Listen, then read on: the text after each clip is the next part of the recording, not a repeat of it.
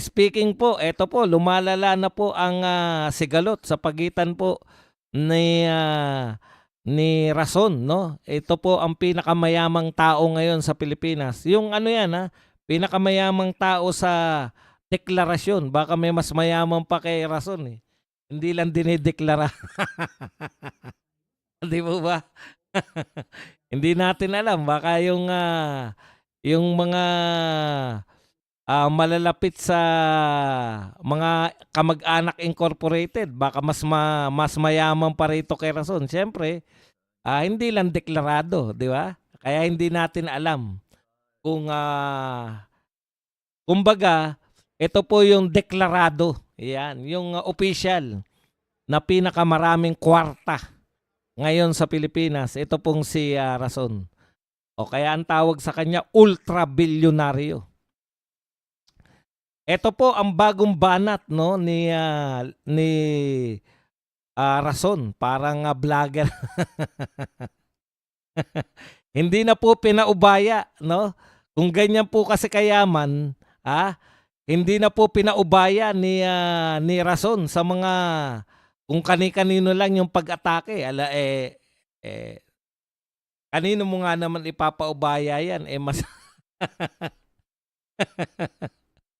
kung yung sa mga pipitsuging, vlogger lamang, ang aatake kay, Kiko Barsaga, ang tagal na pong inaatake si Kiko Barsaga. Ano pa rin po, napakasikat pa rin po sa mamamayang Pilipino, oh.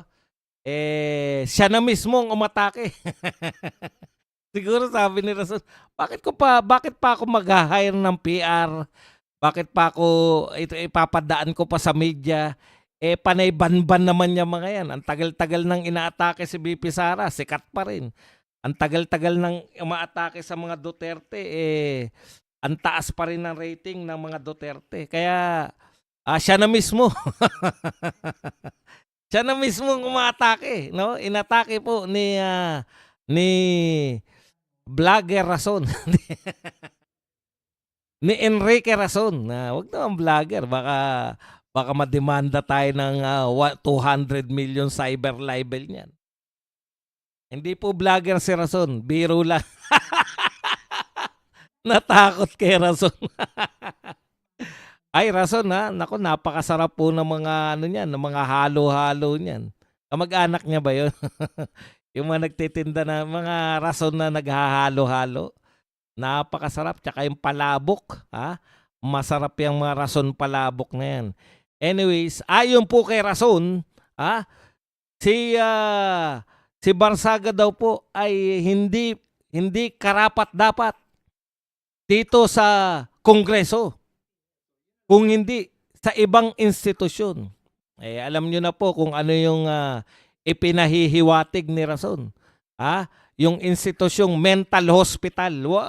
Ikaw naman pala Rason, nag-aawat ka pa, inaawat mo pa yung sarili mo, eh.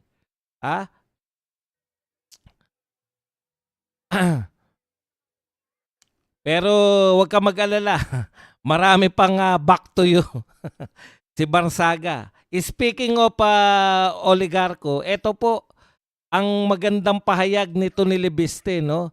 Ayon po kay Libiste, may maganda po siyang sinabi tungkol po kay Pangulong Duterte. Sabi po ni Libiste, hindi lang po yung mga corrupt official, yung numero unong kalaban ng Pilipinas nung panahon ni Duterte na nilabanan niya, 'no?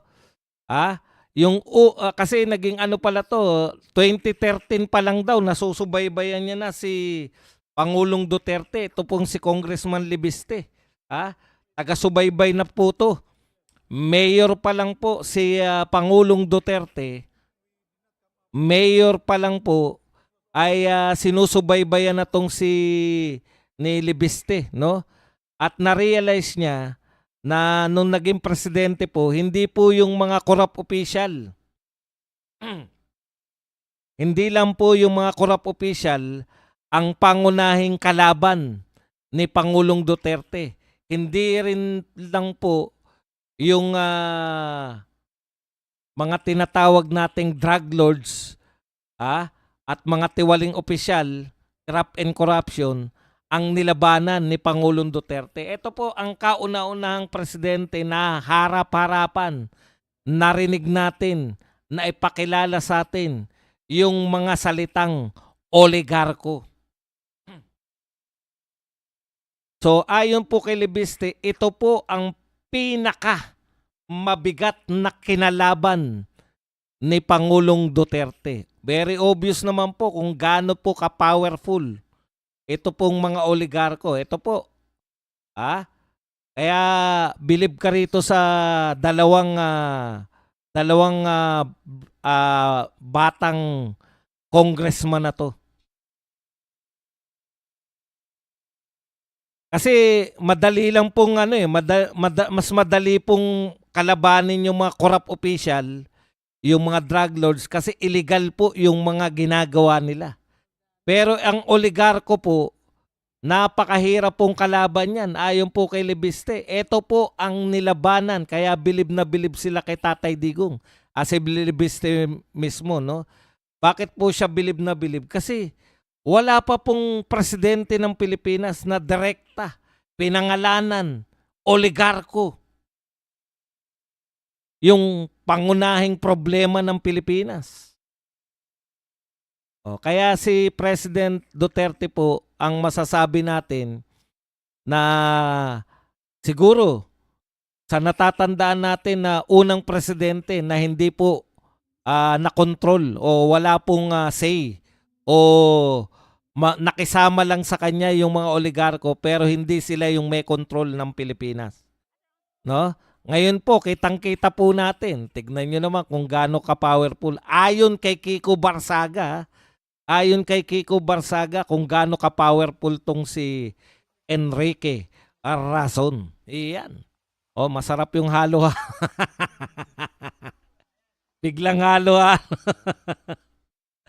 Rason, paambunan mo naman kami rito ng mga halo-halo.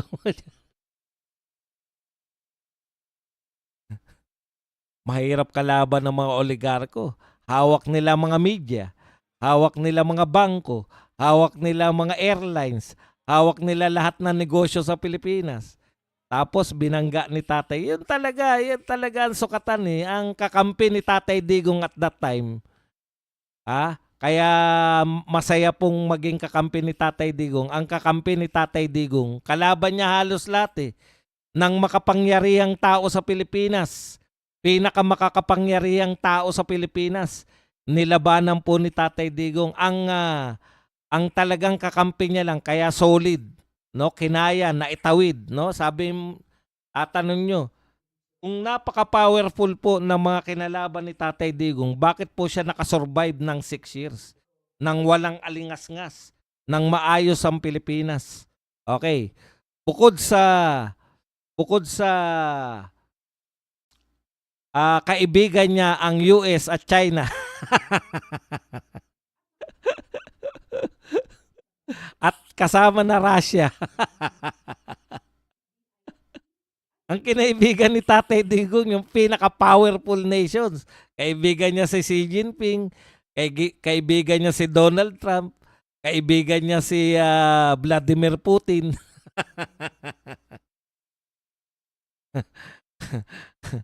At syempre, very powerful po ang supporter ni Tatay Digong dahil sumuporta sa kanya ang 9 out of 10 na mga Pilipino.